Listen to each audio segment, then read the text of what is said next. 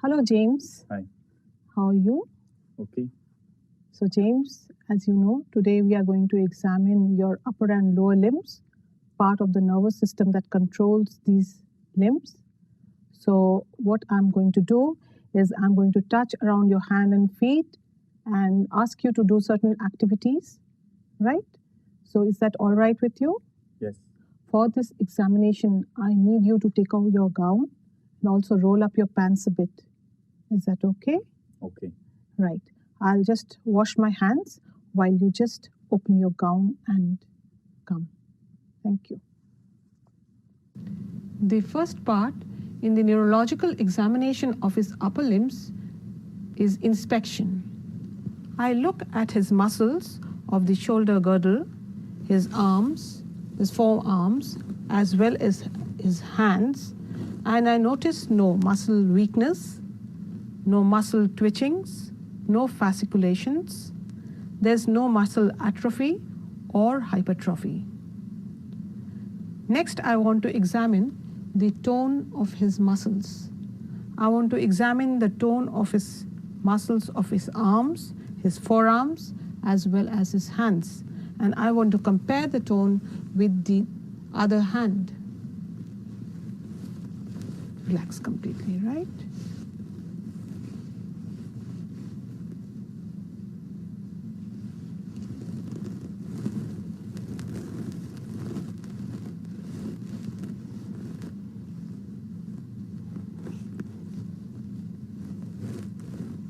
Good. Next, I want to examine the power of his muscles of the shoulder, of his arms and forearm, and of his wrist and the hands. The first movement I test is the abduction and adduction of his arms. Can you push my hands out? Can you push my hands in? Now I test the flexion and extension at his forearm. Can you pull your hand? Yeah. Can you push my hand? Yeah. Can you pull your hand? Can you push my hand? Right. Now I'll be testing the flexion and extension of his wrist. First, the extension. Can you push my hands? Can you push my hand down? Can you push my hand up? Can you push my hand down? Now I'll be testing the flexion and extension of his fingers. Put your fingers out. Can you push my hand up? Can you push my hand down? Can you push my hand up? Can you push my hand down? Now I'll be testing for abduction and adduction of his fingers and opposition of his thumb with his fingers. The opposition of his thumb with his fingers tests the median nerve. Can you give me a hand? Can you spread your fingers wide?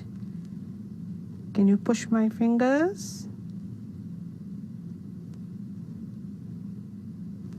Can you push my fingers?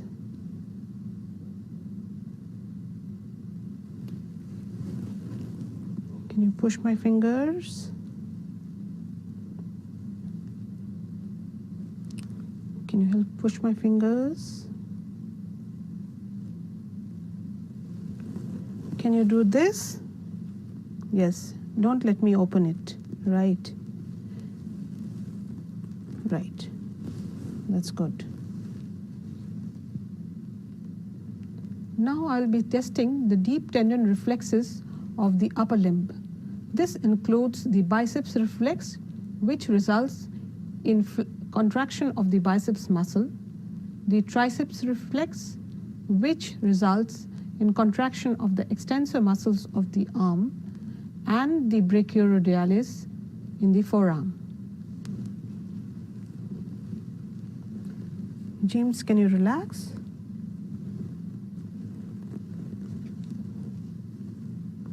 So first I do the biceps jerk,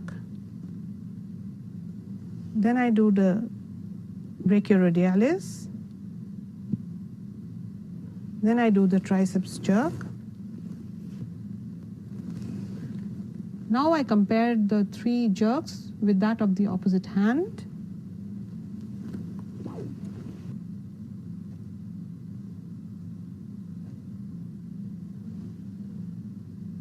James, I'm going to look around your legs and your hip. Can you roll up your pants a bit?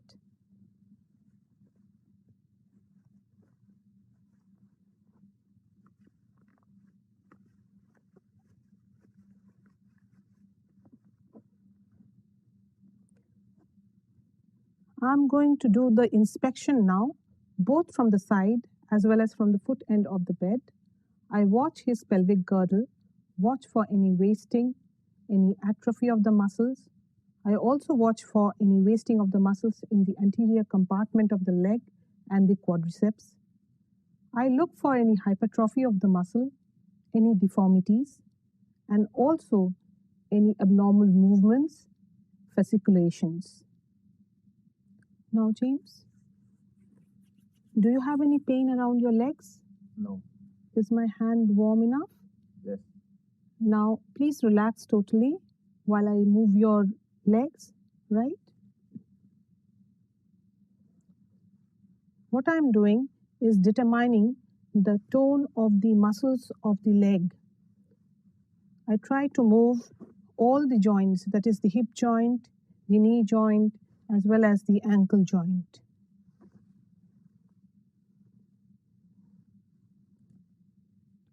Muscle tone may be increased in upper motor neuron lesions.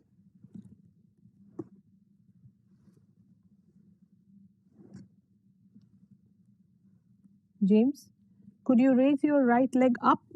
Yes, and hold it there. Don't let me push it down. Don't let me push it up. So I'm testing the flexors and extensors of the hip, and I'm also comparing with the other leg. Can you put it up? Yeah. Can you push me down? Yes. Now I'll be testing the flexors and extensors of the knee joint. Can you relax? Yes. Can you push my hand up? Can you push my hand down? Right. Yes. Yes. Now I'll be examining the power of his foot. James, try to push my hand up. Now I'm testing for the dorsiflexion of his foot. Can you push my hand down? I'm testing for the plantar flexion of the right foot. I'll do the same for the other foot too. Can you push my hand up and then down? Right. Now I will be testing for inversion. Can you put your feet like this? Yes. And don't let me push your foot. Yes. Can you put your foot like this? I'm testing for eversion now. Don't let me push your foot. I'll do the same for the other foot too. Can you put your feet like this? Yes. Yes. And the other way? Yes. Now I'll test for the extension of the great toe. Can you push up my little fingers? Yes, that's good. Now I'll be doing the deep tendon reflexes of the lower extremities. I will do the knee jerk first, and this will be followed by the ankle jerk. I'll be doing 2 examinations for the ankle jerk. You may follow either. Please relax your legs. I'm going to just tap around your knee, right? Relax. Yes. That's good. The other knee. That's good. Can you just turn your feet? Yes. Relax. Relax.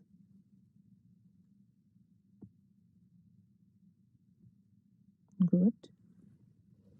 Relax, please.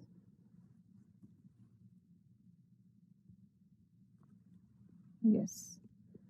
James, could you put your right foot on your left shin?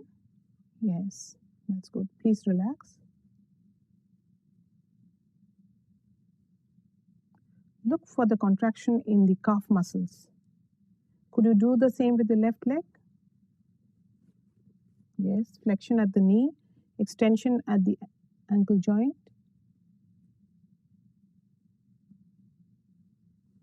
Yes. Now I'm going to stroke the bottom of your foot with this down here. It won't hurt. Now I'll be testing the plantar reflex, which is a superficial reflex of the foot. Now this is examined to distinguish between upper motor neuron and lower motor neuron palsy. In the lower motor neuron type of paralysis, you get a diminished or absent plantar response, while in an upper motor neuron lesion, you would get the Babinski response. That is, normally there will be a flexion when you stroke the bottom of the foot in a normal individual, but in case of UMN paralysis, you will get an extension of the great toe.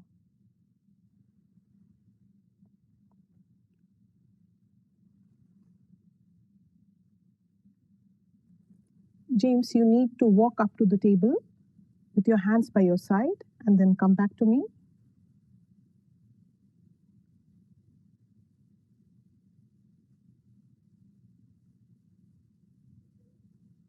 So as James walks and comes back, I watch the movement, the way he walks, the distance between his strides, his arms, the swinging motion of his arms.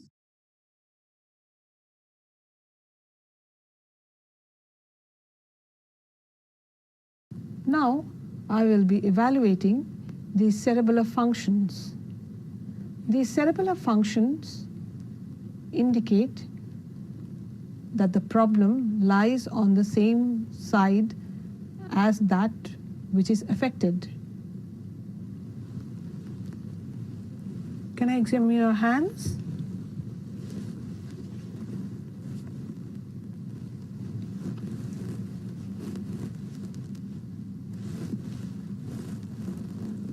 The tone of his muscles is normal. James, can you put out your hands? Yes, and do this repeatedly. Yes, can you do the same with the other hand? Thank you. This is known as repeated alternating movements, and inability to do so would be known as dysdiadokinesia. Can you put out your hands? There are no intention tremors. We get intentional tremors with cerebellar disease. It may be trauma, tumors, or a degenerative condition of the cerebellum. You check for the intentional tremors in the upper limbs with the finger to nose test, as in this picture, or you test in the lower limbs with the heel to shin test. Usually, there are tremors of the fingers or of the legs as you do these tests, and there is some past pointing as you do not actually reach the point you want to reach, but either overreach it or underreach it. Can I look at you? You've never had double vision?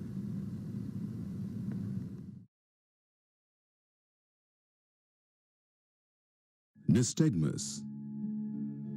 Nystagmus is an involuntary rhythmic shaking or wobbling of the eyes.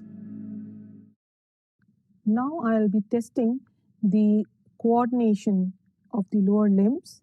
What he'll be doing is a heel to shin test, and this tests the cerebellar function. If he is unable to do this test and his foot either strays away from the straight line, it indicates a abnormality of the cerebellar function. James, could you lift the ankle of your right leg touch it to your knee and then go along your shin up and down once or twice.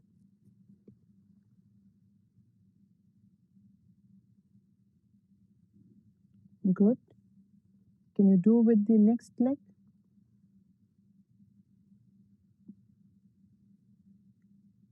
That's good. So James has no problem in coordination of his lower limbs. Evaluating the gait, which I'm going to do now. James, could you walk up to the table and come back?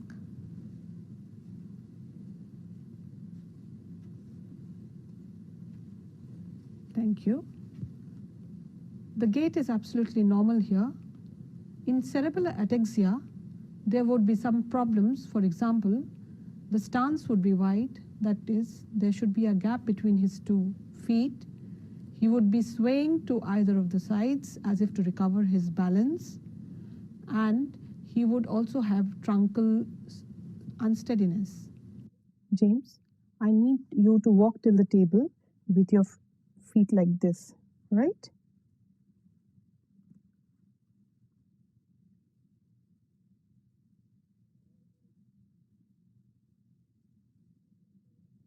I examine the patient for tandem gait or walking heel to toe. This tests coordination or cerebellar ataxia again. If the patient has a cerebellar problem, he could not walk in a straight line and would sway to one direction or the other.